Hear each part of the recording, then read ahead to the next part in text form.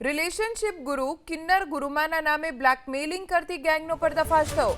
Fake ID બનાવીને વિધિના નામે 60 લાખ પડાવતી ગેંગનો સાગરીત જબ્બે વિધિના નામે નગ્ન થવાનું કહી વિડીયો રેકોર્ડ કરી બ્લેકમેલ કરતા 2 વર્ષમાં 65 લોકોને શિકાર બનાવ્યાનો તપાસમાં ખુલાસો થયો છે।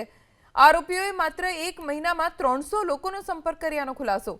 અમદાવાદ સાયબર ક્રાઇમે ગેંગના મુખ્ય સાગરીત વિકાસ ભાર્ગવની ધરપકડ કરી। મહિલા વિડીયો કોલ મારફતે લોકોને નગ્ન થવા કરતા હતા મજબૂર। ન્યૂડ વિડીયો સ્ક્રીન રેકોર્ડ કરીને વાયરલ કરવાની ધમકી આપતા એક ભોગ બનનાર પાસેથી અત્યાર સુધીમાં 1.43 લાખ વસૂલ્યાની કબૂલાત। છેલ્લા 2 વર્ષમાં એકાઉન્ટમાંથી 60 લાખથી વધુના ટ્રાન્ઝેક્શન્સ હાથ લાગ્યા છે। અગાઉ રજનીશ ભાર્ગવની આ કેસમાં ધરપકડ થઈ ચૂકી છે। રવિ ભાર્ગવ નામનો આરોપી ફરાર છે। પોલીસે તપાસ શરૂ કરી છે। માસ્ટરમાઇન્ડ જે આપણું પ્રથમ આરોપી રજનીશ છે, માસ્ટરમાઇન્ડ હતો। એનો જ સગામાં થાય છે વિકાસ ભાર્ગવ કરીને।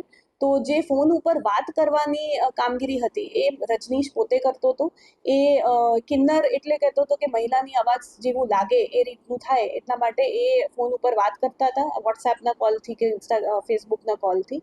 જ્યારે આ જે આરોપી છે વિકાસ, એનું કામ હતું કે ટાર્ગેટ ઓડિયન્સ લાવવાની।